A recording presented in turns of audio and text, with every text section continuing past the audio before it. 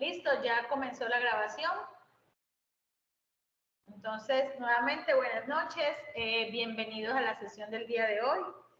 Hoy estamos a 2 de marzo y continuamos con las actividades de aprendizaje de la guía 4. Pero bueno, voy a apagar la cámara, chicos, para que de pronto me escuchen mejor y ahorita que ya les pueda compartir las evidencias, no se vaya a tildar el internet. De todas formas, en cualquier momento que ustedes tengan una dificultad, por ejemplo, no escuchen, no vean pantalla o se flashee o alguna cosa, por favor me informan. ¿Listo? Sí, señora. Ok, bueno, muchas gracias. Listo. Muy bien. Voy a mostrarles, les voy a compartir la agenda del día de hoy o las diapositivas para el día de hoy. Entonces, por aquí compartir. Y vamos a mirar acá. Vamos a ver la ventana de las presentaciones primero que todo. ¿Listo? Bueno, buenas noches. Como les mostraba ahorita, para el día de hoy, la agenda que tenemos es la siguiente. Entonces tenemos acá que la agenda para el día de hoy, pues saludo y bienvenida, ya nos saludamos, todos bellos, todos hermosos, como siempre. Y vamos a continuar con las actividades de aprendizaje de la guía 4. La semana pasada ustedes tenían estas actividades. La primera era identificar entidades y relaciones planteadas en el caso de estudio. No sé si de pronto quieran comentarme algo sobre el tema, si ya todos lo hicieron, si tienen alguna duda o si requieren que de pronto les alguna asesoría antes de empezar la temática del día de hoy.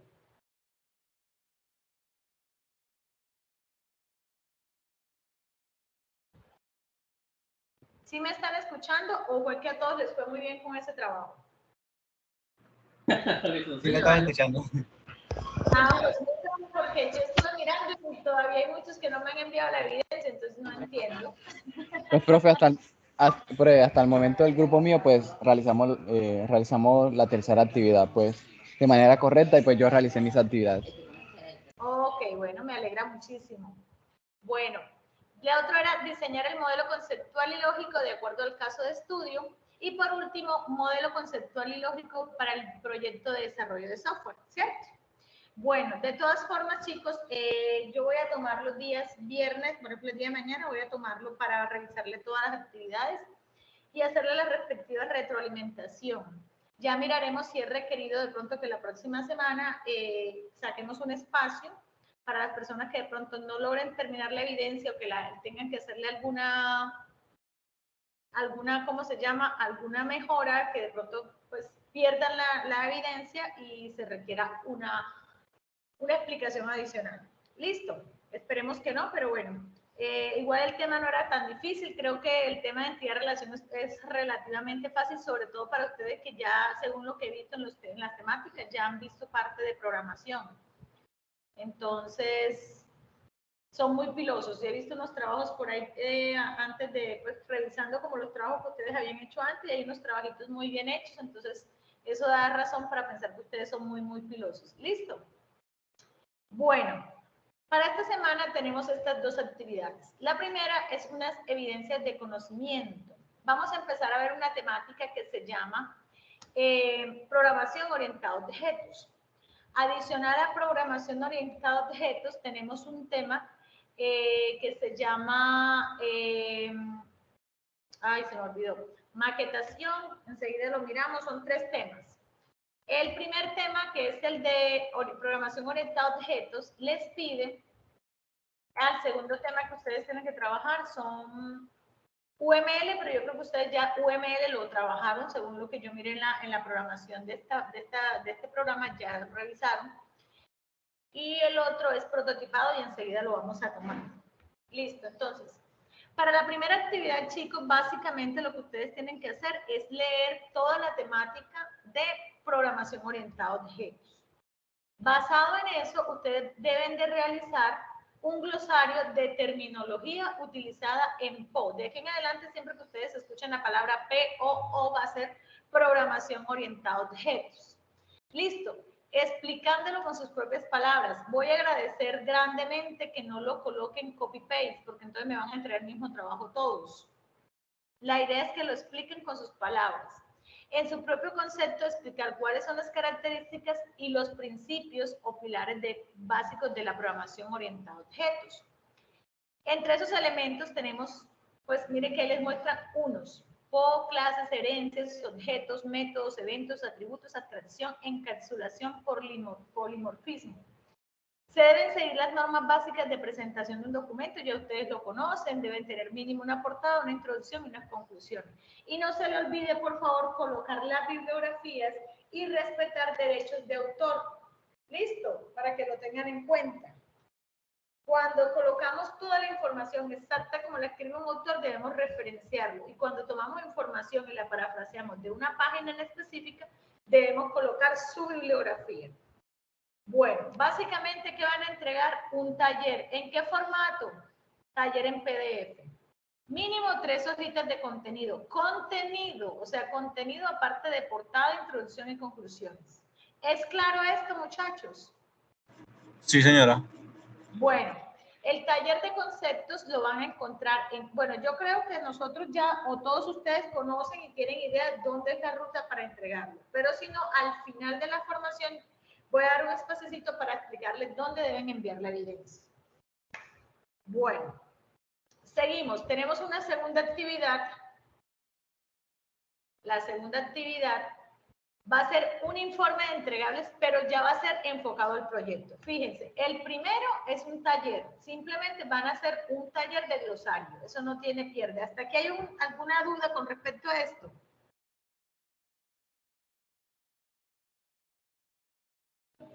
No, señora. Ah, bueno, eso sí. Listo, bueno.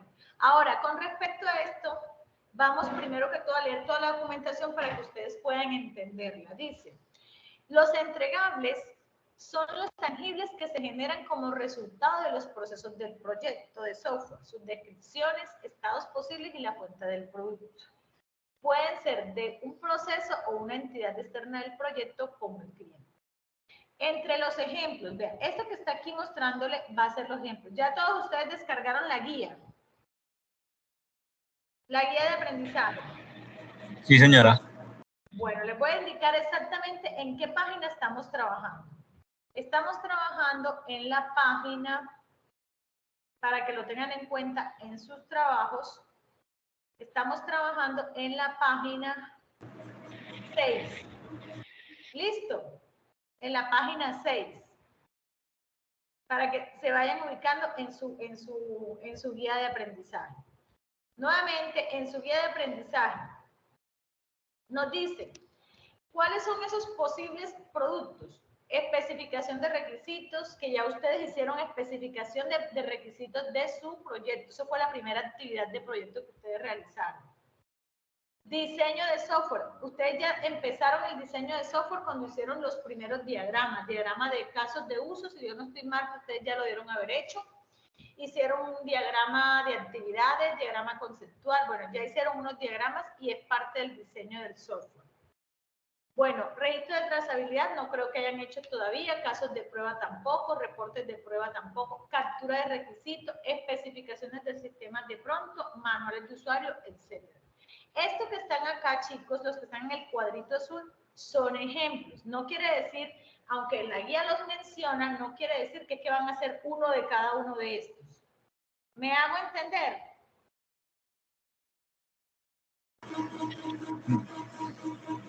¿Me puede volver a repetir, profe, esa parte? O sea, bueno, me repite. Claro que le repito, con muchísimo gusto. Hay una evidencia que se llama informe de entregables para el proyecto de software. Esta primera parte nos está explicando qué es un entregable y nos está dando unos ejemplos. Nos está diciendo que son los productos que se generan durante el proceso del proyecto de software, ¿sí? Entre esos proyectos nos mencionan especificación de requisitos, diseño del software, registro, casos de prueba, y nos terminan con manual de usuario, especificaciones del sistema, captura de requisitos, reportes de prueba, casos de prueba. Les decía, ustedes hasta el momento ya hicieron el primero que se llama especificación de requisitos, ¿sí? ¿sí? Hicieron parte del diseño del software, porque ustedes ya hicieron casos de uso, que lo hicieron en el diseño, en el UML, hicieron diagrama de actividades, ¿sí? ¿O estoy mal? ¿O revisé mal esos trabajos? Sí, sí, es correcto. Los casos de uso nosotros los hicimos. Hicieron casos de uso, diagramas de actividades, diagrama de conceptual. Hicieron una serie de actividades que hacen parte de estos entregables. Entonces, esto que está aquí, ¿qué quiere decir? ¿O por qué se lo señalo? Porque esto es un ejemplo que les está explicando la guía. No es que el trabajo que vamos a hacer va a llevar esto. Muy bien. Ahora bien, ¿qué nos dice que debe llevar la evidencia? La evidencia dice, entregar el informe de análisis identificando las características del software a diseñar. Definir las plataformas tecnológicas a emplear en el desarrollo de acuerdo con las condiciones del software desarrollado. Definir los entregables de diseño siguiendo los conceptos, miren acá, los conceptos y principios de orientación a objetos. Profe, ¿cuáles son esos? Enseguida los vamos a ver porque hoy vamos a empezar el tema de programación orientada a objetos. Se deben seguir las normas básicas de presentación de un documento que ya ustedes lo conocen. Portada, introducción y conclusiones. ¿Claros hasta aquí? Chicos, Sí, señora. ¿claros hasta aquí? Muy bien. Voy a dejar de presentar un momentico y me voy a pasar. Entonces, nos vamos a pasar a territorio. Listo. Entonces, por acá. Chicos, cuando no entiendan, cuando vaya muy rápido, cualquier cosa, pregúntenme. ¿Listo? Bueno, al final de hoy voy a hacer una actividad didáctica porque ustedes no quieren participar, entonces, maluco, me va a tocar así como que ustedes también compartan pantalla. ¿Ustedes tienen sus computadores abiertos y abiertos en territorio? Sí, señora. Chicos, qué pena, por aquí alguna chica... disculpen, me estaban escribiendo por acá. Bueno, listo. Entonces, les voy a mostrar entonces toda mi pantalla para no estar moviéndome por aquí y por allá. Entonces, estando en territorio, vamos a ir para que podamos observar y manejar el tema. La primera parte nosotros tenemos que ir es a dónde? A edición de contenido. Yo creo que ya todos ustedes tienen conocimiento del tema. ¿Listo? Nos vamos me toca entrar, muchachos, porque llevo mucho ratico por fuera. Estaba en el centro de calificaciones, entonces...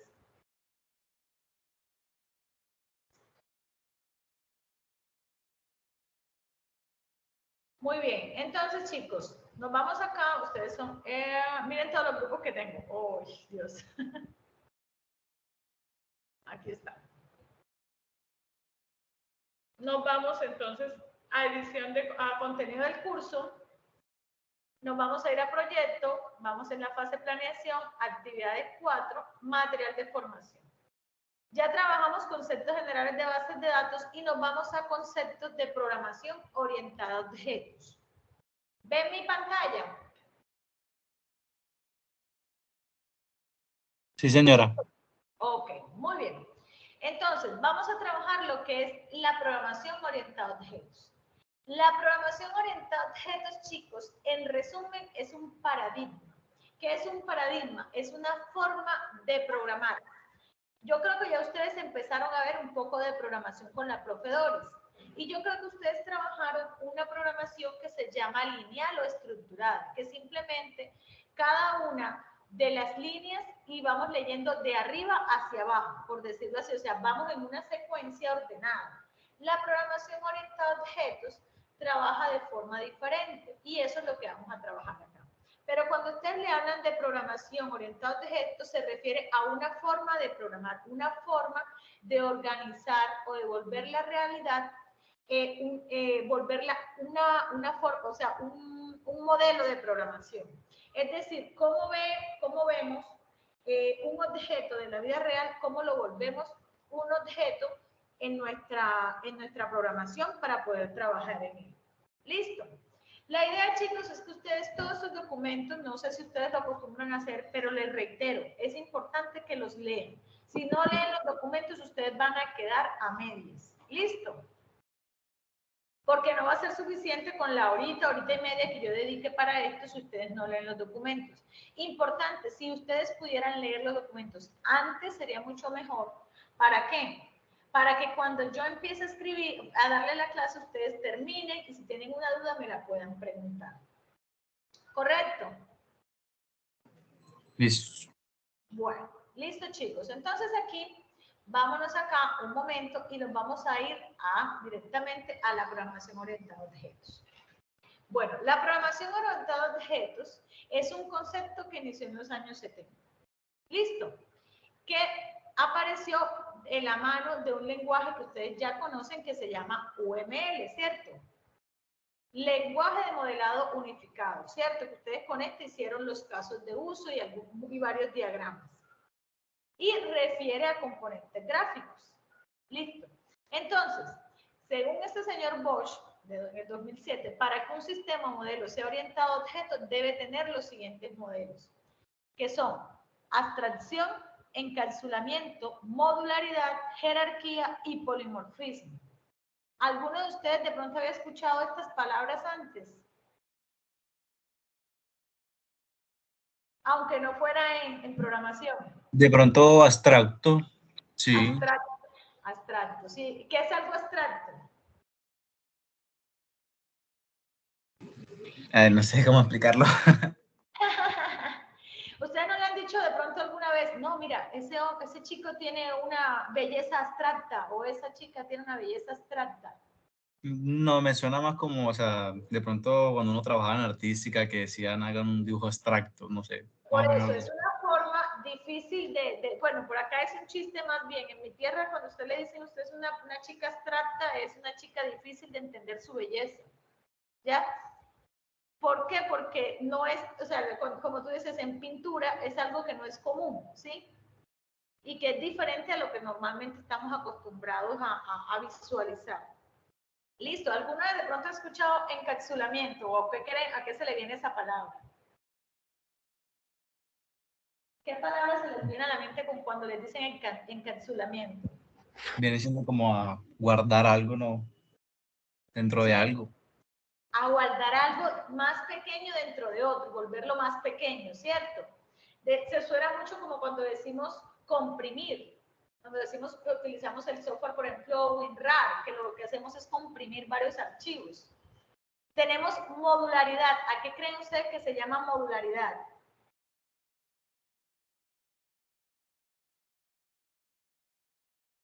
¿A qué creen ustedes que nos podríamos referir con modularidad?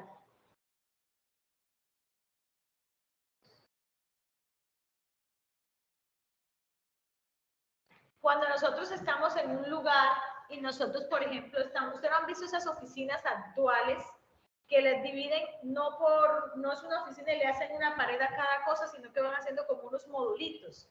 Y esos modulitos nos permiten que los podamos adecuar y organizar en un lugar de forma fácil, sin necesidad de tener que tumbar una pared, sino simplemente cambiar esos módulos. Tenemos jerarquía. ¿Quién me da un ejemplo de jerarquía?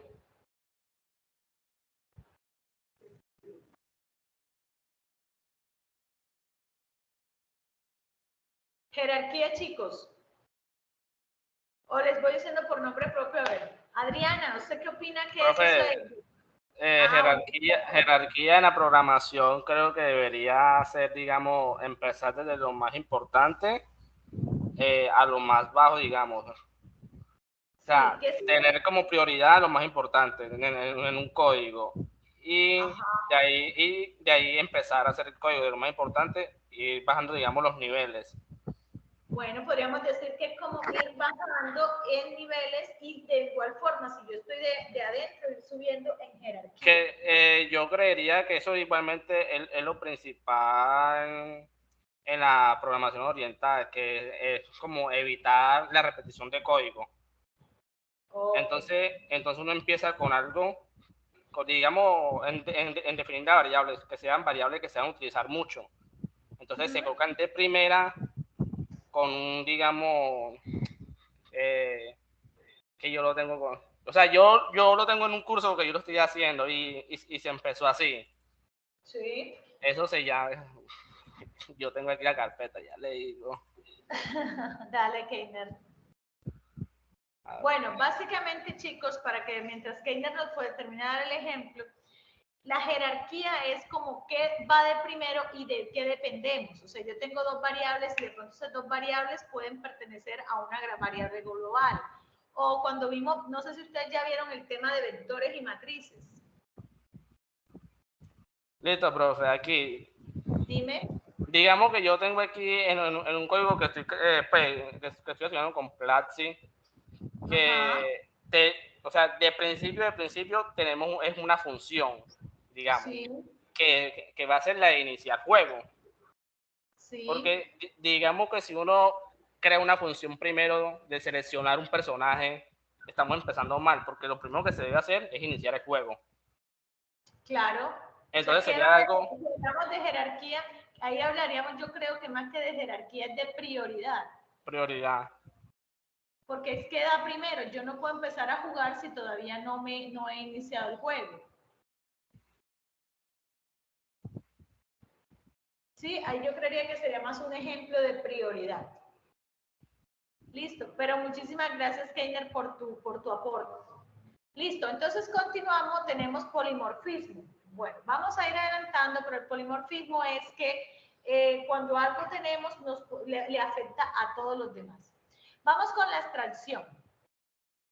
Dice, la abstracción es un proceso natural del ser humano y consiste esencialmente en la identificación de características claves según el contexto y conocimiento de las personas. De tal forma, se constituye en el medio en el cual se enfrentan los problemas complejos para extraer las características esenciales y posteriormente representar dichas características en objetos. Entonces, vamos a poner el video y enseguida les voy a explicar. Me dicen, por favor, si logran escuchar. Si no lo escuchan, me avisan.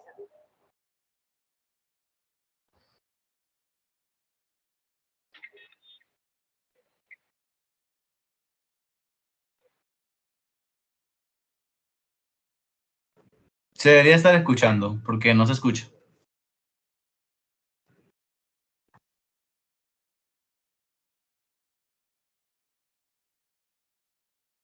No se escucha.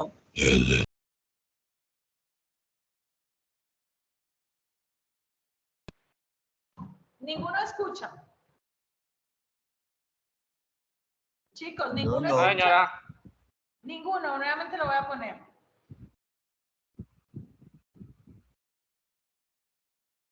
Nada, no se escucha. No No se se oye, no se escucha. Ok, listo. Entonces, más bien, ya sé que los videos no se escuchan. Denme un minutico, por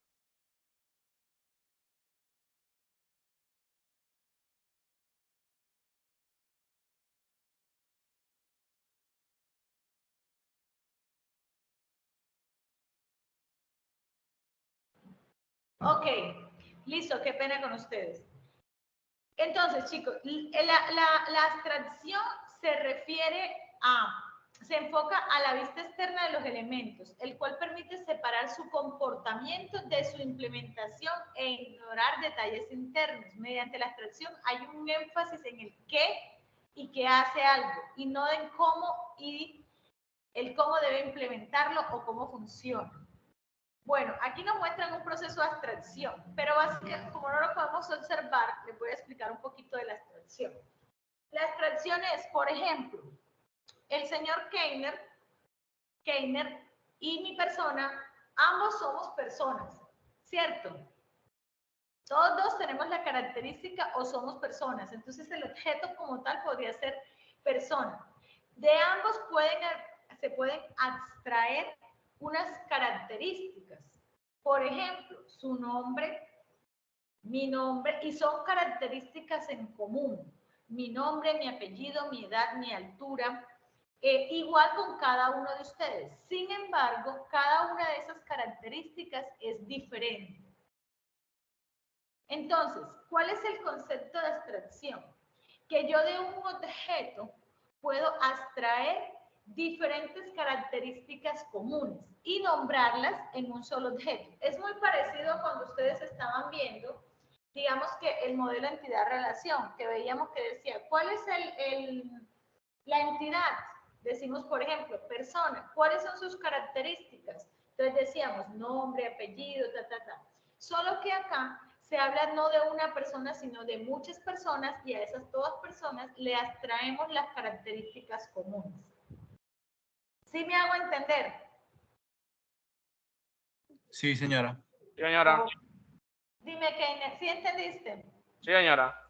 Ok, entonces, fíjense que el documento nos dice, le importa qué es y qué hace, más no cómo se implementa o cómo funciona. Entonces, a ellos les importa, venga, en la abstracción le importa, todas estas personas tienen unas características comunes, independientemente de cuáles sean. Por ejemplo, todos tenemos un nombre, todos tenemos un peso, pero no le interesa cuál es, simplemente lo que lo tiene inmerso en eso y se abstrae cada una de esas características. Tenemos el concepto de encapsulamiento. El encapsulamiento es el proceso que permite agrupar datos y también operaciones que se relacionan. Estos datos bajo una misma unidad lógica. Entonces, representa los identificadores de memoria. Todos los elementos descritos en un conjunto representan una unidad de información que corresponde a un contacto de la agenda electrónica, por lo cual se debería utilizar el encapsulamiento como la representa la figura que se encuentra a continuación, para agrupar todo y no seguir trabajando los datos como elementos como independientes y dispersos. Entonces dice, el encapsulamiento oculta los detalles de la implementación de un objeto.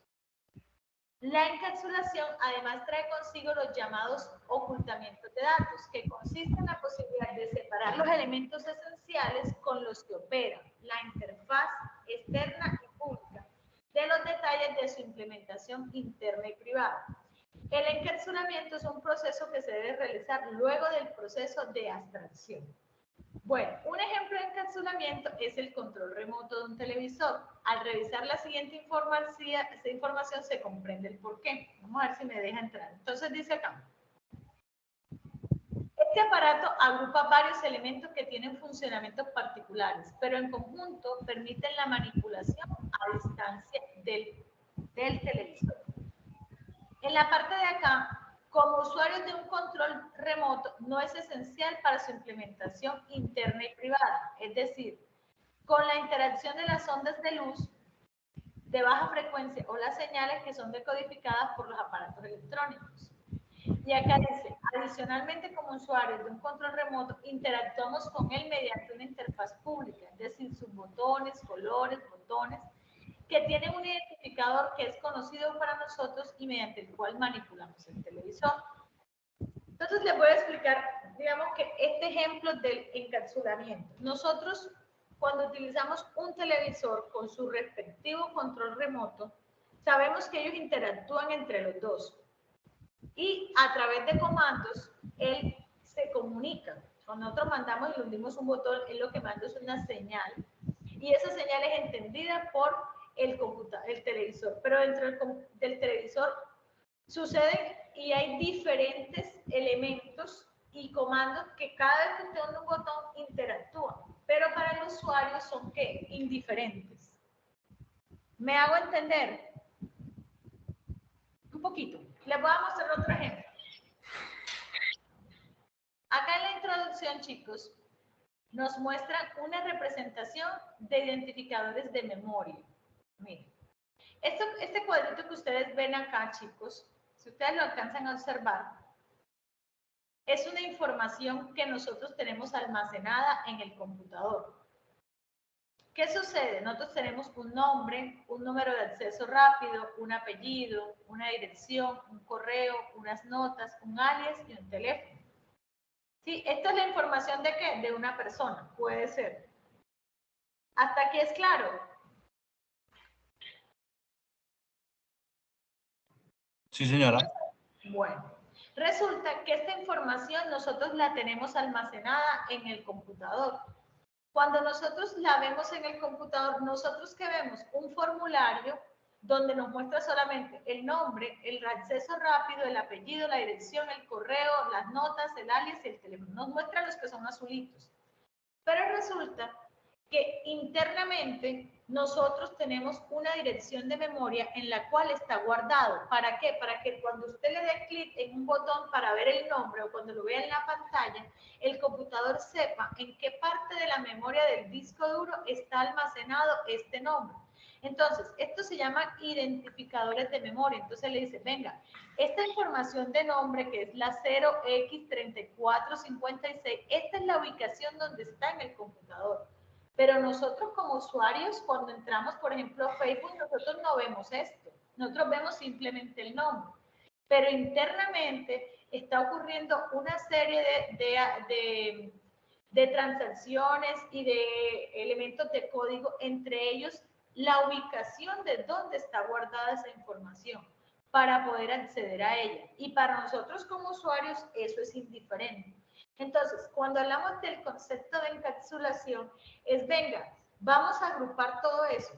Y todo eso está encapsulado, es como si estuviera comprimido para tenerlo guardadito. Y solo mostramos lo que realmente el usuario necesita ver.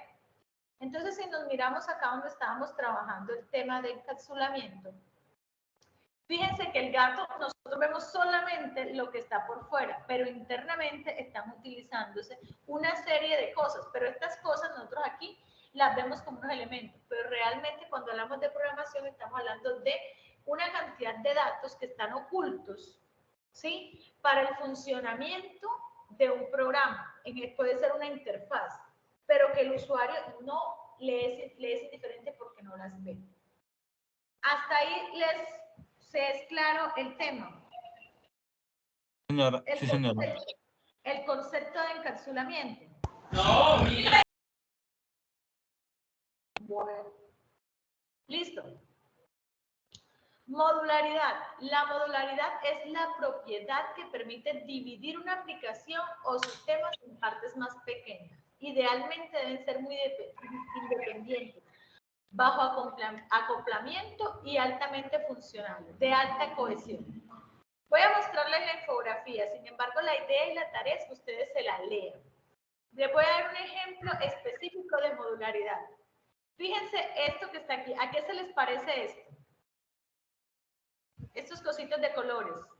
Un armatodo, creo que se llama. Un armatodo, muy bien. Sí, entonces, ¿qué tienen de curioso las partecitas de un armatodo? Que nosotros un día, por ejemplo, decimos, con estos pedacitos yo voy a armar un avión, pero con estos mismos pedacitos yo los desprendo y después puedo armar un carrito, ¿cierto? Entonces, la modularidad es la propiedad que permite dividir la aplicación en pequeñas aplicaciones, en cositas chiquitas o sistemas más pequeños, idealmente para ser muy independientes, que sean de bajo acoplamiento y altamente funcionales. Cuando hablamos de altamente funcionales es que son que tenemos alta cohesión, que se pueden volver a reutilizar. Listo, entonces miren acá. ¿Qué sucede? Se reduce la complejidad. Si yo tengo un sistema y ese sistema yo lo tengo por módulos, por pedacitos, si a mí se me daña un pedacito, se me presenta un error, va a ser más fácil yo arreglar ese módulo que arreglar el código completo de un software, ¿sí? Cada módulo puede ser ejecutado y puede ser probado de forma independiente, lo cual facilita la corrección de errores y permite que el problema pueda ser desarrollado por varias personas en paralelo.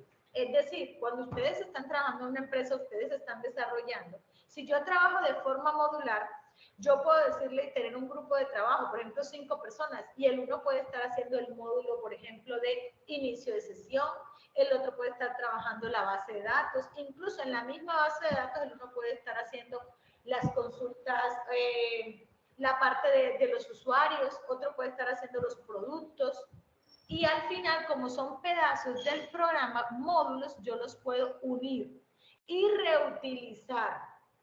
Un ejemplo, chicos, dime. Qué pena. No, sino que esa partecita que usted acabó de decir me hizo parecer conocida como la metodología de Scrum. Sí, ¿qué dice? Es algo así, ¿no? Scrum lo que hace es trabajar por spitters, que son como casitos. Entonces le dividimos y le ponemos una tarea a cada uno. A cada uno, exactamente. Y después, se va realizando y probando. Exacto, y lo vamos probando.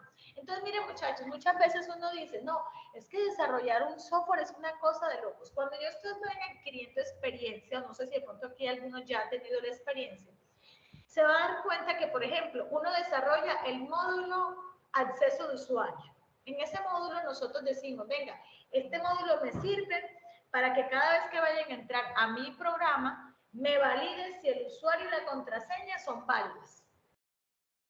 Cada vez que yo vaya a implementar un nuevo software, yo no tengo por qué volver a hacer ese módulo. Yo ese módulo lo puedo reutilizar y volver a utilizarlo en otro producto.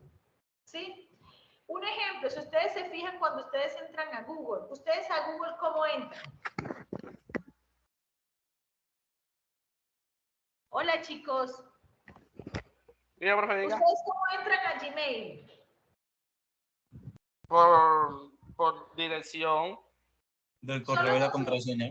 Correo y contraseña. Pero ustedes saben que cuando ustedes entran a Gmail, venga, yo les muestro aquí Gmail, a todos los servicios que les ofrece Google, si nosotros nos venimos acá, en la parte superior, él nos tiene que un módulo.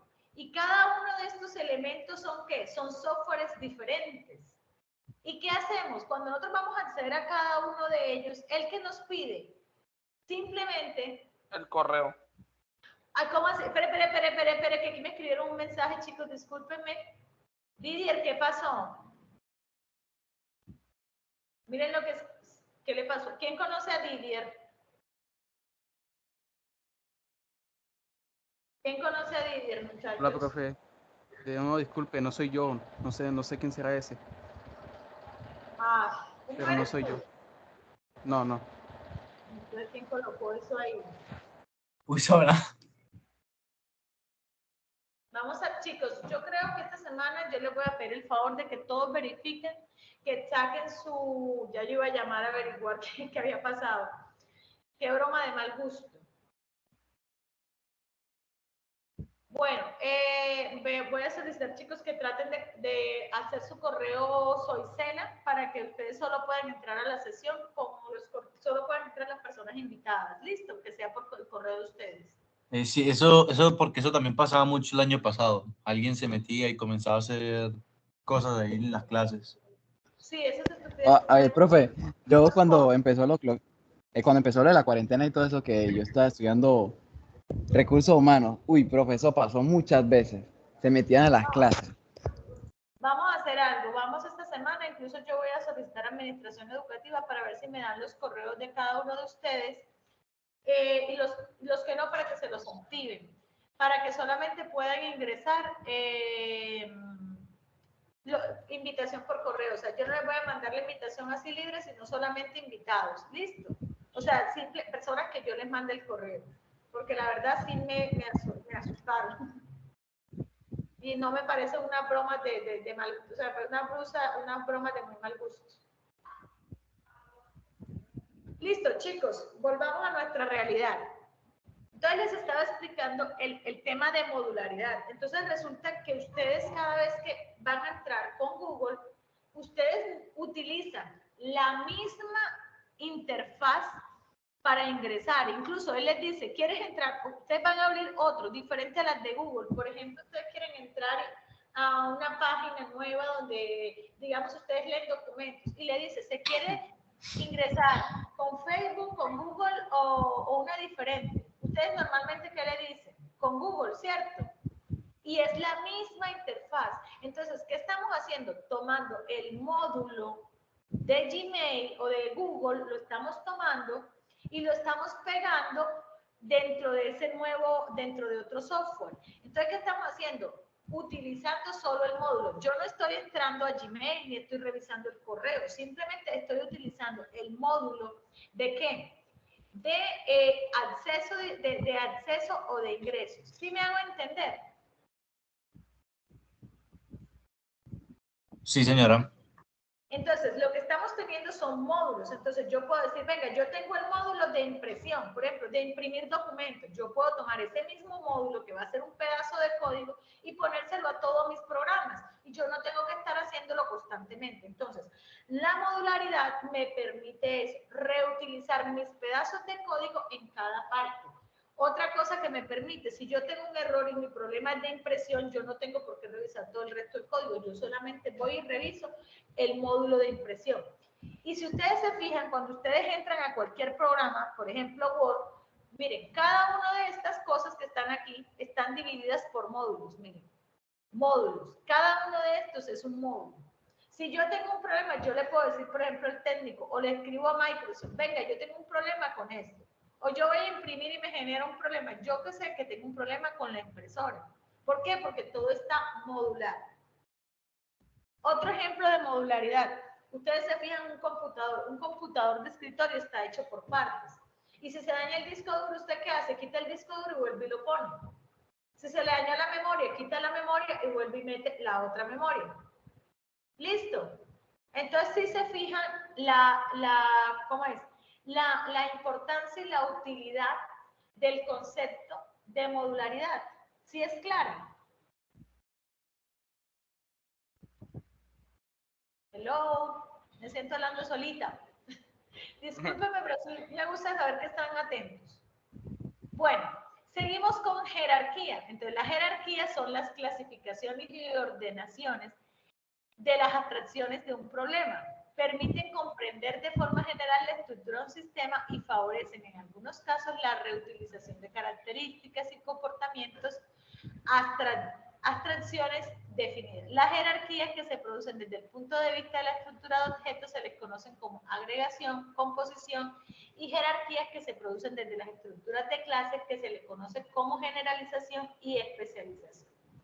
Bueno, les recomiendo que vean este videito, simplemente que aquí con el tema de la situación no lo vamos a poder ver. Listo, miren, aquí hay un ejemplo. Aquí está. ¿Cuál es la jerarquía aquí? Miren, elementos que forman un computador. Tenemos monitor, teclado, mouse y torre. Dependiendo del nivel de dependencia que existe entre abstracción, la abstracción que agrupa y las abstracciones que son partes, se definen relaciones de composición o agregación. Por ejemplo, yo tengo una torre. Todo lo que está interno a esa torre, ¿qué vendría a ser? ¿Composición o agregación? Ustedes conocen la torre de un computador, ¿cierto? La mayoría. Sí, señora. Y dentro de él tiene una cantidad de componentes. Él como tal, internamente, ¿qué característica tendría? ¿Qué tipo de relaciones hay entre ellos internamente? ¿Composición o agregación? ¿Cuál creen ustedes? Yo diría composición. Composición, ¿por qué? Muy bien. ¿Por qué crees tú que es composición? Porque, o sea, la torre, digamos, va a ser parte de un módulo, ¿cierto? Y dentro de ella se están creando, o sea, dentro de ella hay contenido que la están creando a la torre, digamos. Digamos que la torre es un usuario y hay contenidos dentro de ellas que son los que la están creando a la torre. O sea, por cada contenido, digamos, un disipador de aire, un procesador, una memoria RAM, todo eso es parte de ella. Y sin eso, ella no fuera una torre. Correcto, entonces cada uno de esos elementos son parte de la torre y hacen parte de su composición. Entonces, esa composición está al mismo nivel. Como una sola parte que no esté, él no va a funcionar. Listo, entonces ese sería más importante. Y tenemos el monitor, el teclado y el mouse que vendrían a ser partes que son ¿qué? Agregación, o sea, se le agrega. Sin él, igual funciona el computador. No funciona de igual manera, pero funciona. En cambio, simplemente yo las puedo quitar o poner y sigue funcionando. Entonces se llama agregación. Entonces, de esa manera nosotros tenemos jerarquías. Jerarquías que son de igual o superior nivel. ¿Listo? Seguimos. El polimorfismo, chicos, es la característica que permite que una abstracción tome diferentes formas o diferentes comportamientos según el contexto. Esta característica se potencia en compañía de jerarquías vistas anteriormente. En la figura se muestra un ejemplo de jerarquía sobre figuras y adicionalmente se indica que hay un comportamiento llamado calcular área, es decir, todas las figuras planas pueden calcular su área. Miren acá. Este que tenemos acá, tenemos una figura plana. Esa figura plana puede ser ¿qué? Calcular área. ¿Sí? Entonces, ustedes cuando nosotros vemos matemáticas, hay una fórmula general para calcular el área, ¿cierto? Y miren lo que nos dice acá. Este calcular área se puede decir que es un ejemplo de polimorfismo, porque él sirve para calcular una figura plana. Pero también puede utilizarse según el contexto, ¿para qué? Para calcular un rectángulo, para calcular un círculo o para calcular un triángulo.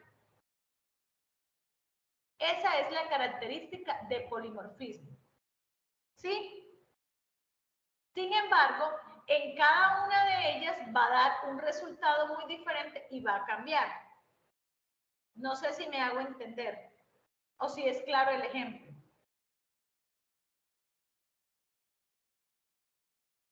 Les voy a dar otro ejemplo, diferente a este porque veo que no me lo entendieron. Vamos a ver cómo les doy el ejemplo de calcular. Bueno, yo tengo, chicos, una fórmula en programación. Esa fórmula, Camilo, ¿qué no entendiste? Porque así no sabría, ¿qué no entendiste de todo lo que he hablado? Camilo, ¿qué dice Keiner acá? Ah, Keiner me está mandando su correo. Vamos a empezar a trabajar con estos, con sus correos. ¿Listo?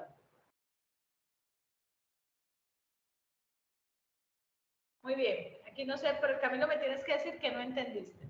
Bueno, chicos, nuevamente volvemos al tema. El polimorfismo es como decir, yo tengo una función que sirve para sumar dos números. ¿Sí?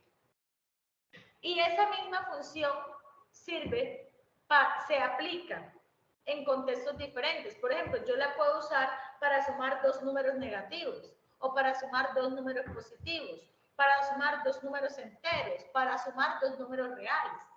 El resultado va a ser diferente, pero la fórmula se puede decir que se adapta a todos. Entonces, ese es el polimorfismo, o sea, puede cambiar en un contexto diferente. ¿Sí me hago entender? Yo entendí más o menos, profe, que es como, o sea, algo parecido a lo de modular. No. Algo parecido porque... Es que no puedo unir unas cosas, no. Sí, eso es, o sea, que puede unir, pero con el mismo código. Aquí usted, con el mismo, digamos, propósito, puede realizar varias actividades.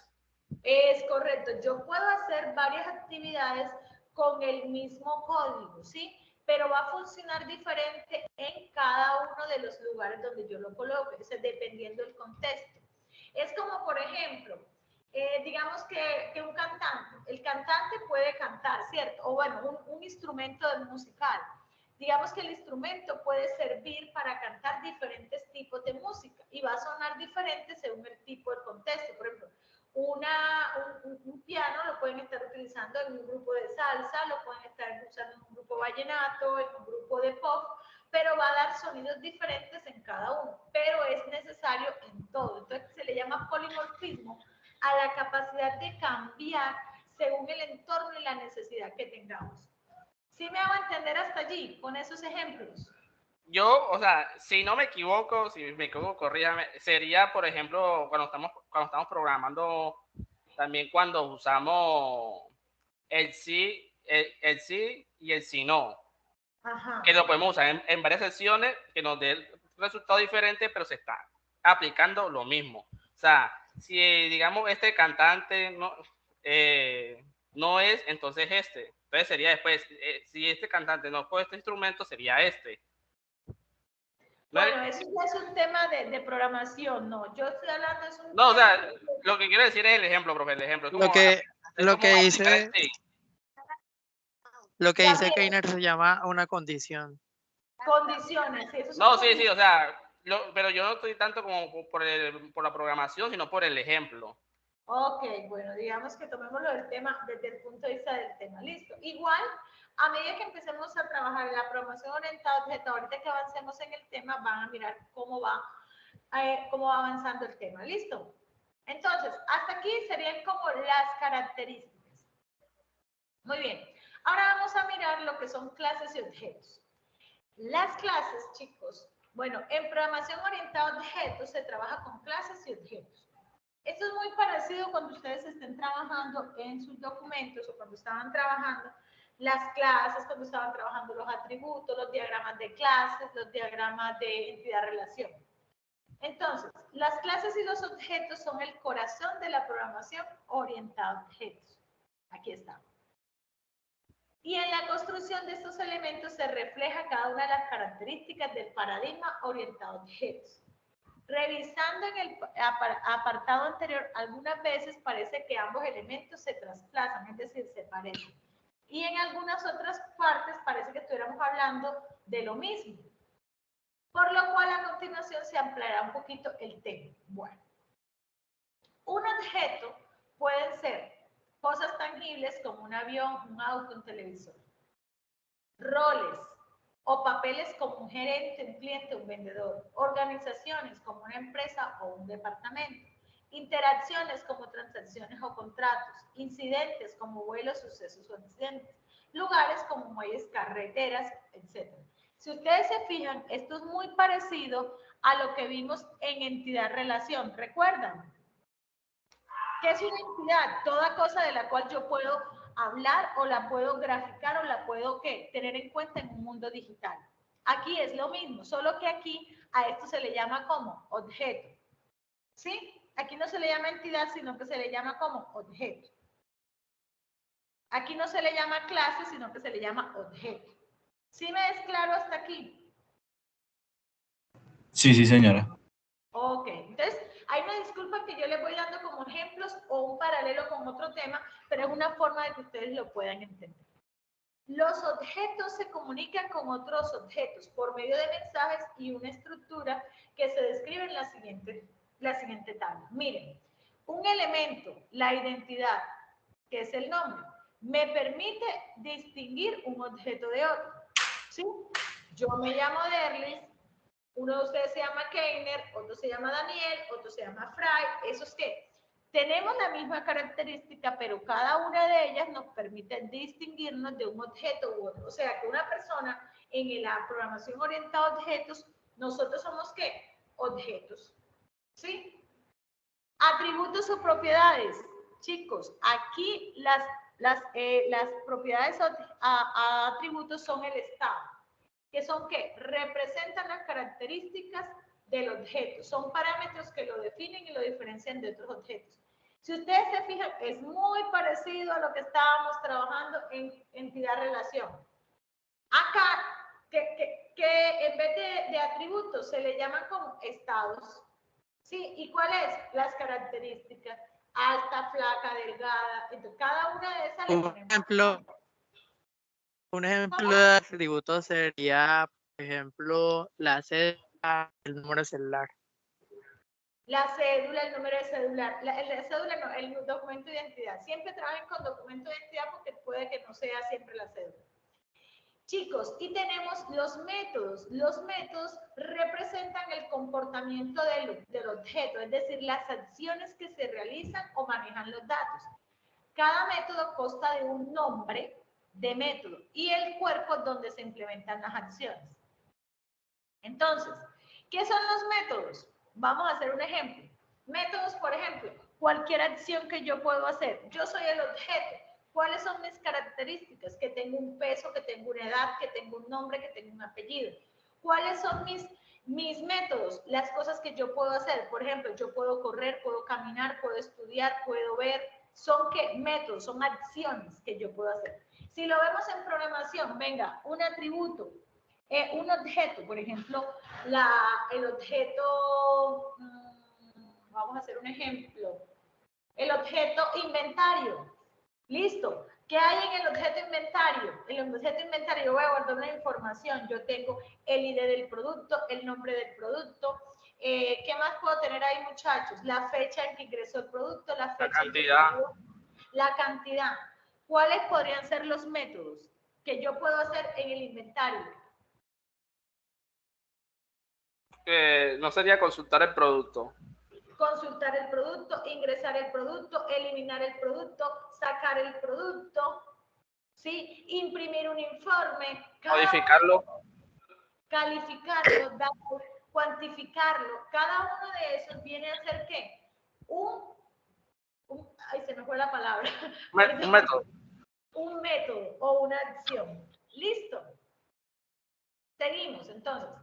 Una clase es una abstracción o una visión generalizada de un conjunto de objetos que tienen características, atributos y propiedades, y métodos iguales o similares. Por ejemplo, yo soy una persona, yo puedo tener un método diferente al de ustedes. Por ejemplo, yo tengo un método similar, pero no igual al de ustedes. Ustedes estudian, yo instruyo. Fíjense, son dos métodos parecidos pero diferentes, son diferentes. Ustedes estudian. ¿Yo qué hago? Yo imparto formación. Y somos del mismo tipo de objeto, pero con características diferentes, parecidas, pero también tenemos métodos diferentes. ¿Listo? Seguimos. Aquí hay un ejemplo.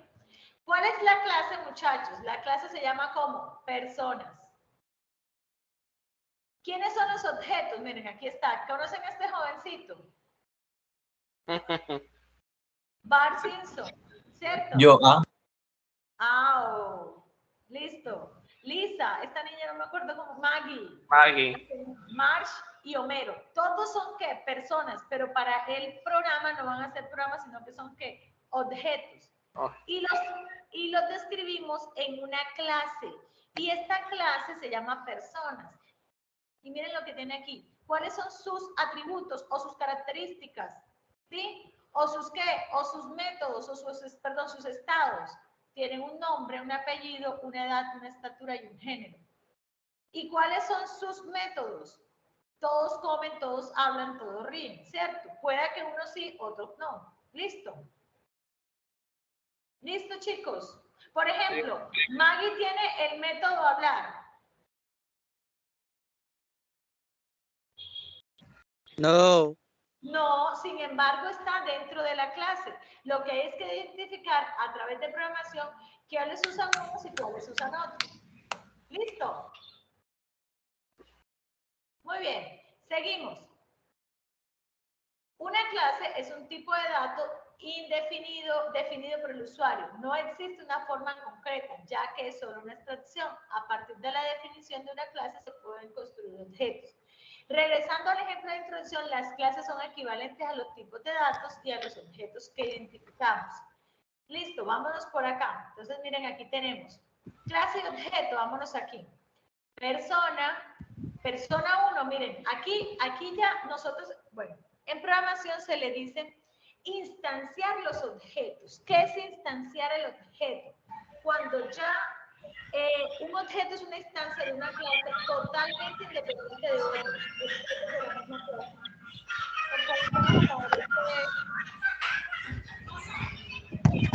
Esa bulla. Ya lo silencié. Vamos a tener los micrófonos apagados cuando no estemos participando. Dice, un objeto es una instancia de una clase totalmente independiente de otros objetos de la misma clase.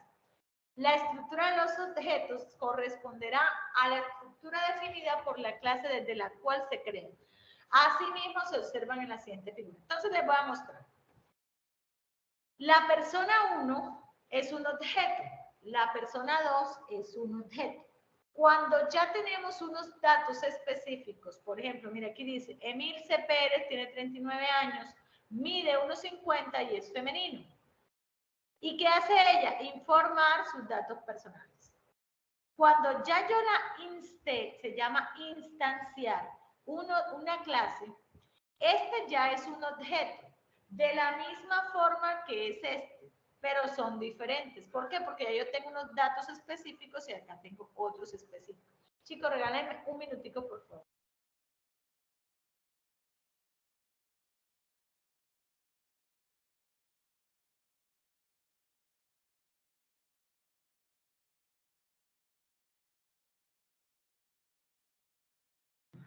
Muy bien, continuamos. Entonces, disculpen chicos, sino que mucha gente todavía no sabe que estoy en virtualidad y me está llamando mi papá así con mucha insistencia y después no hay que ser agua. Listo, entonces chicos, yo instancio una clase cuando ya le doy datos específicos. Entonces, ya yo instancié la clase. Entonces, cuando estemos escribiendo por código, yo le voy a decir, hay que instanciar las clases. Entonces, es básicamente llenarle los datos. De esta manera se identifica una de la otra. Listo. Entonces tenemos los atributos de los objetos que se definen en las clases cuando se describen en un lenguaje de modelado formal o en un lenguaje de programación, se estructuran de forma similar. Es decir, cada cosa tiene un nombre y tiene un identificador.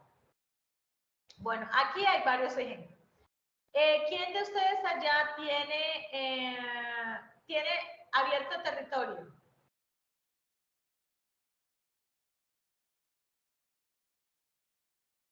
¿Ninguno? Bueno, entonces vamos a hacer una actividad, chicos, que se llama por aquí la actividad didáctica. Yo la estuve mirando y está chévere. ¿Quién la quiere realizar? ¿Quién quiere realizarla? ¿Nadie? Qué chicos tan callados. ¿Quién se anima? Intentando hablar, yo estaba intentando hablar, pero no sabía que había silenciado el micrófono. Me tocó callarte, corazón, porque había un sonido muy feo de fondo. No, sino que la hija vino con una bulla. Ok, bueno, listo. Entonces vamos a hacer algo, lo vamos a hacer entre todos, ¿listo? Entonces vamos a hacer lo siguiente, regáleme un minutico. Vamos a hacer lo siguiente. Yo le voy a ir diciendo a cada uno y me va diciendo dónde lo voy a ubicar. ¿Listo? Sí. Entonces arrancamos. Sí. Muy bien. La actividad consiste en arrastrar. Listo. Y soltar. Fíjense aquí. Aquí tenemos clases, objetos, atributos y métodos. ¿Qué vamos a hacer? Yo voy a escoger uno. Cuando lo coja voy a decir el nombre de uno de ustedes y esa persona me va a decir dónde va. Si va en clases, si va en objetos, si va en atributos o si va en métodos. ¿Listo? ¿Listo? Sí, señora. Señora, jugadores, Sí. clase. Vamos a empezar con Jainer que está que se juega. ¿Listo? Saltar. Sí. ¿En cuál de los elementos va, Jainer? Saltar es un método de un jugador. Es un método. Muy bien. ¿Listo? Sigamos. Juan Miguel, ¿dónde va edad?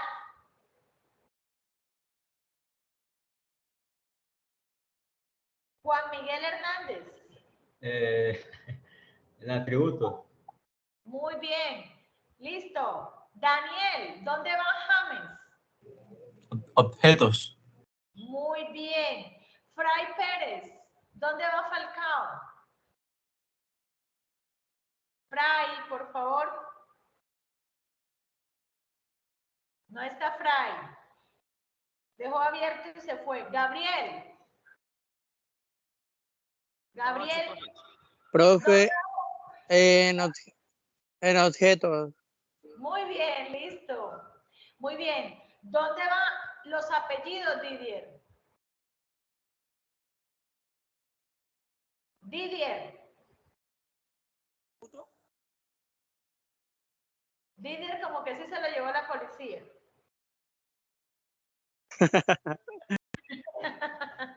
Listo, entonces. Gabriel, ¿dónde va apellido? En los atributos. Muy bien. ¿Dónde va el peso, Gabriel?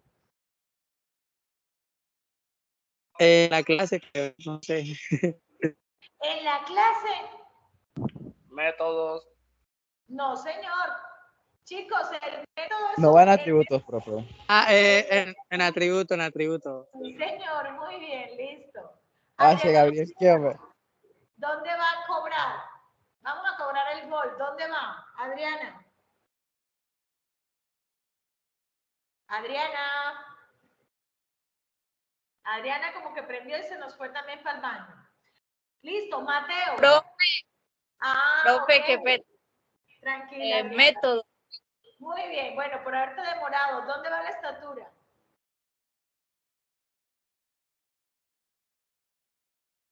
Adriana, ¿dónde va la estatura? Mm, Uy, Adriana Pero- se nos fue. pero no van a atributos. Atributo. Muy bien, atributos, muy bien. Cuadrado, ¿dónde va, Camilo? En objetos. Objetos. En objetos, muy bien, listo. Pues si es el apellido del ¿Correr jugador, dónde sí. va? ¿Correr dónde va? Chicos, ¿correr dónde Métodos. En un va? Métodos, muy método. bien. ¿El nombre dónde va? Atributo. Atributos, muy bien. ¿Y el jugador dónde va? Clase. Clases. ¿Y patear dónde va? En la última. Muy bien. Fíjense, chicos. El jugador es la clase. ¿Cuántos jugadores nos muestra que hay aquí? 3. O sea que ¿cuántos objetos tenemos? 3. Y los hemos instanciado en la clase jugador y tenemos definidos sus atributos y tenemos como definidos sus métodos. Entonces, si le damos aquí a enviar, yo sé que como somos todos juiciosos, nos fue súper bien. ¿Listo? Bueno, muchas gracias por participar, chicos, porque de veras me gusta mucho que participen porque me siento como solita aquí en este mundo virtual. Listo. Seguimos, chicos. Bueno, entonces, de esa manera funciona la programación orientada a objetos. Entonces, ustedes me dirán, profe, ¿y esto a qué va? Si ustedes se fijan, todos los trabajos que nosotros hemos venido hablando y trabajando, ¿vienen de qué?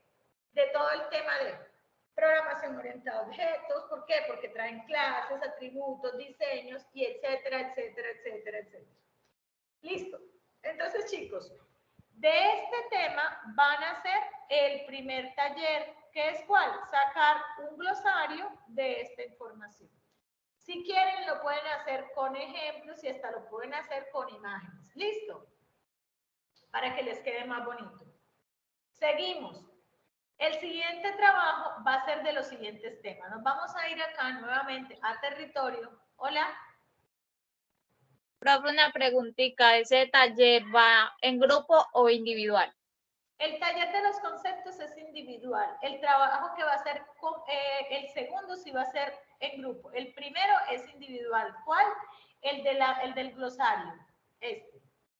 ¿Listo? Oh. Esta va a ser individual. Y la segunda la vamos a hacer como en grupo. ¿Por qué? Porque esto es del proyecto. Listo, entonces, ¿qué se tiene que hacer para eso? Tienen que leer, chicos, ya sabemos el concepto básico de programación orientada a objetos. Sigue el diseño del modelo conceptual. Entonces, en este documento, chicos, en este documento ustedes van a encontrar básicamente una introducción a UML. Ya ustedes conocen UML. O sea que ya eso ahí va a ser facilito. Aquí les van a hablar sobre los diagramas de clase. Si ustedes se fijan, ahorita lo que estábamos viendo en la temática de programación orientada a objetos era que unas clases que de ahí se defendían, unos objetos, unos atributos y unas ¿qué? ¿Cuáles eran los últimos? ¿Unos qué, chicos? ¿Cómo, profe? ¿Cómo? Hablábamos de que había una clase y esa clase tenía unos objetos y esos objetos tenían internamente unos atributos y además tenían unos ¿qué? Métodos. Muy Métodos. bien. Métodos. Yo les voy a mostrar aquí. Ustedes se van a leer este diagrama. ¿Cómo se hace? El diagrama de clase representa los conceptos en el dominio del problema que se está estudiando. Entonces, miren, aquí está.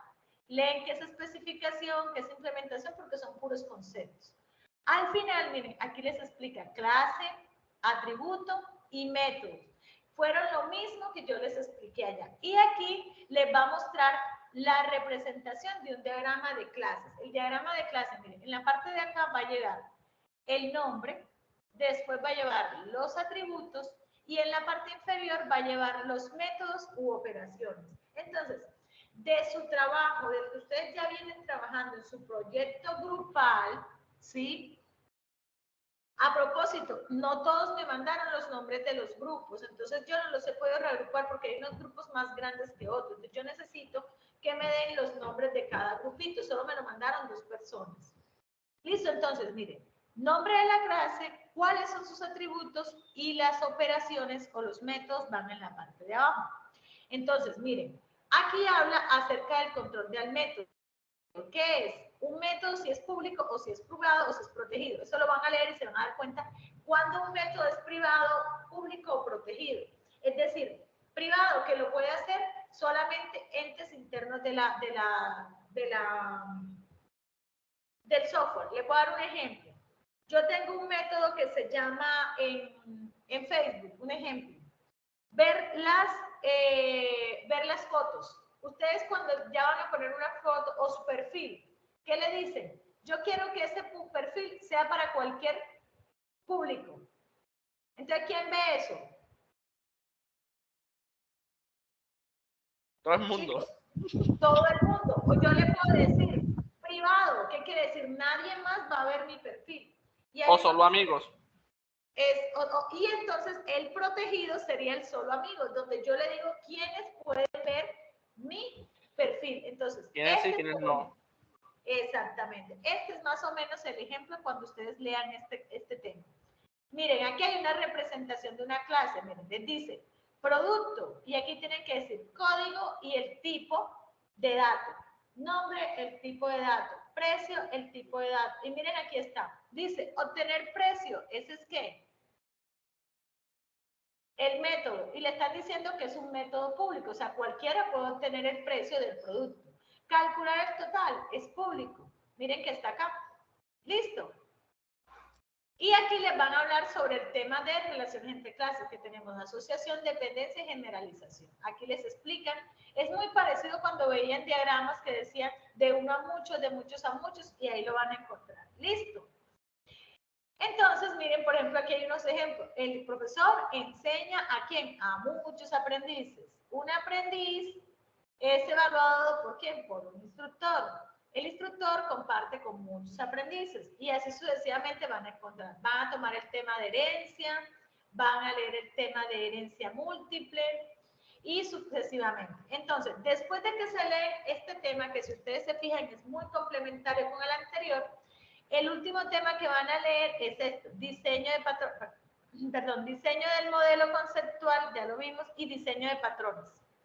Y aquí van a leerse también este documento, que son patrones de diseño, aquí los van a leer, esto sí es más de lectura, y basado en estos temas van a hacer el último trabajo, que les dice, entregar el informe del análisis identificando que las características del software, definir plataformas tecnológicas en las que van a emplear de acuerdo con las condiciones del software. Y dice acá, definir el diseño siguiendo los conceptos y principios de orientación de programación y conceptos orientados a objetos.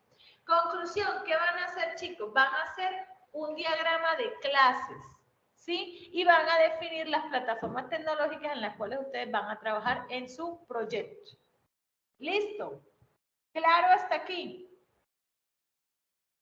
Profe, cuando se refiere a plataforma tecnológica... Ustedes van a leerse este documento, patrones de comportamiento. Después de que terminen el tema de patrones de comportamiento, con esto van a poder hacer ustedes este informe. Después de que lo lean. Y cuando hablamos de plataformas tecnológicas nos referimos, venga, es que mi software yo lo voy a hacer tipo web. No, es que el mío es de tipo Android. No, el mío es de escritorio. Cuando hablamos de plataformas definimos en cuál de ellas vamos a trabajar. ¿Listo? Ese va a ser un apartado. Van a colocar su introducción, su conclusión y lo otro es definir el diseño de su programa basado en qué? En principios y conceptos de programación orientada a objetos. ¿Cómo lo van a hacer? A través de un diagrama de clases. ¿Listo?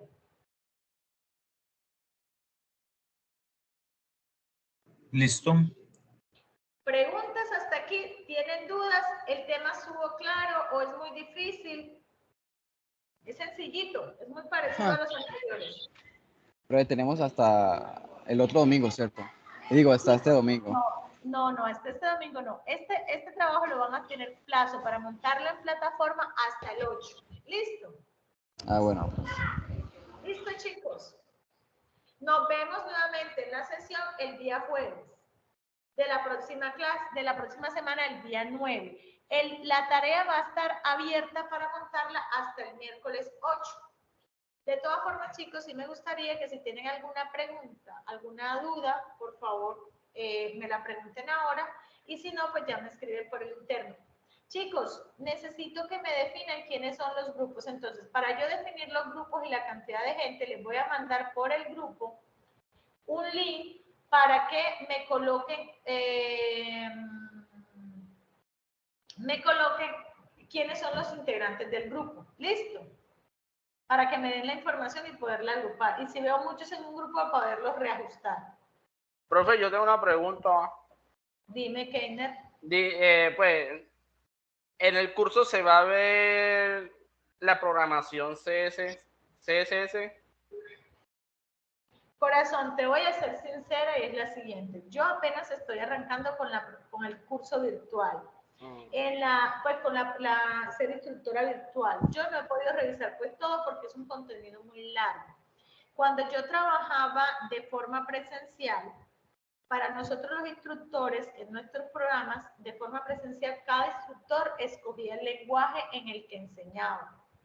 Yo por lo menos, le soy sincera, mi fuerte es desarrollo web. Entonces, cuando yo trabajaba con mis chicos en forma presencial, yo trabajaba desarrollo web, entonces yo trabajaba PHP, trabajaba CSS y JavaScript. Ya, acá me toca, ¿sí? Sí, porque, o sea, si uno quiere hacer, digamos, el software por HTML y CSS, es que le da, digamos, estilo al HTML. Y si uno no lo aprende... Venga, que HTML es el lenguaje de maquetado de Internet, pero Sí. HTML no es un lenguaje de programación. No, o sea, para la web, perdón, Keiner, déjame terminar. Okay. El lenguaje de programación para la web se llama PHP. Entonces, si tú lo quieres hacer, como dices tú, utilizando, o sea, HTML, es decir, para Internet, para web, debes trabajar con PHP o puedes trabajar con Python. Sí, o sea, es lo que quería saber porque son, digamos, dos herramientas diferentes. Sí, son herramientas diferentes, pero miren, yo lo que alcanzo a observar acá siempre es, y yo pues en mi caso con mis aprendices, yo nosotros les enseñamos siempre las bases de programación. Las bases de programación, por ejemplo, un condicional funciona aquí igual que en cualquier otro lenguaje de programación. Entonces, ustedes lo que tienen que aprender es la estructura, o sea, ustedes tienen que aprender la lógica. Ya después ustedes deciden en qué programa lo van a hacer. Ah, no, profe, es que a mí me gusta la programación para aplicaciones. Usted es libre de hacer aplicaciones, no tiene que amarrarse a lo que nosotros le enseñamos en PHP. Por ejemplo, usted puede escoger el lenguaje en el que usted vaya a trabajar, su desarrollo de software. ¿Listo, Keiner? Sí, porque igualmente, o sea, no, ya uno había empezado con JavaScript y de pronto uno se quería cambiar. JavaScript, hágale, trabaja allí. Listo, no hay problema. Bueno, chicos, sin más, entonces damos por terminada la sesión. Cualquier duda, saben que me pueden escribir, les estaré enviando para mañana un formulario para que se inscriban y me digan a qué grupo pertenecen. ¿Listo? Profe, yo le iba a hacer una pregunta. Dime, Gabriel. El problema de los grupos es el siguiente. ¿Cuál? Que en el momento de que usted nos separe y eso, entonces uno cómo va a hacer si a nosotros venimos trabajando como por así decirlo, con el mismo trabajo desde el inicio. ¿Sí me entiende? Es como algo que ya viene desde hace rato, y ahora cómo sería iniciar desde cero, porque esa información ya la tenemos. Chicos, no va a ser desde cero. Básicamente lo que yo necesito es saber cuántas personas están conformadas en cada grupo. ¿Listo? Esa es la información. Pues yo solamente decía porque, bueno, igual sería como un caos uno tener que volver a retomar la información, por ejemplo, las empresas y todo eso. Claro que sí, yo no voy a cambiar los grupos abruptamente, simplemente es para saber cuántas personas hay en cada grupo. Listo. Es para saber cuántas personas hay, si hay un grupo que está demasiado recargado o hay un grupo que está demasiado pequeño, yo hablaré con ustedes para negociar y mirar a ver qué posibilidades hay de cambiarnos o no. Pero no va a ser de forma abrupta, ¿listo? ¿Listo, chicos? Señora. Bueno, jóvenes, entonces no siendo más, muchísimas gracias por haber participado, agradezco que hayan venido y estamos conversando, estamos hablando, ¿listo? No siendo más, hasta mañana y que descansen. Hasta mañana. Muchas gracias, hasta mañana. Hasta mañana, chicos. Buenos días. Buenas, buenos dulces sueños.